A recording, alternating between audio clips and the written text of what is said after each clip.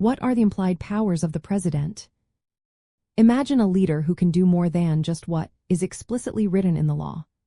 The powers that are not directly stated but are understood to be part of the presidential role are known as implied powers.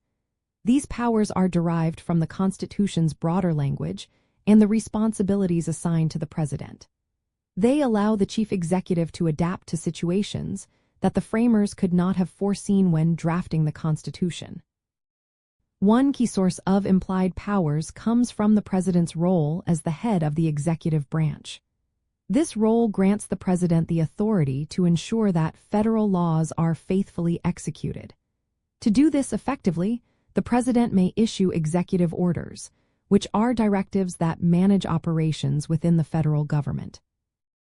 Although executive orders are not explicitly mentioned in the Constitution, they are considered a necessary tool for managing the executive branch efficiently. Another implied power relates to the president's ability to conduct foreign policy. While the Constitution states that the president shall act as the commander-in-chief of the armed forces, it also implies that the president can negotiate treaties and make executive agreements with other nations. These agreements are not ratified by the Senate but are used to manage international relations swiftly and effectively, especially in times of crisis.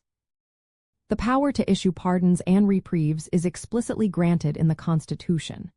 However, the scope of this authority has been interpreted to include the power to grant clemency in a wide range of cases, including federal offenses and even commuting sentences. This flexibility allows the president to exercise mercy and ensure justice in complex situations. The president's role as a national leader also implies the power to influence legislation. While the Constitution does not explicitly give the president the authority to create laws, the power to veto legislation and to recommend measures to Congress suggests an implied influence over the legislative process. This power enables the president to shape policy and respond to national issues effectively. In summary, implied powers of the president include executive orders, executive agreements, broad pardoning authority, and influence over legislation.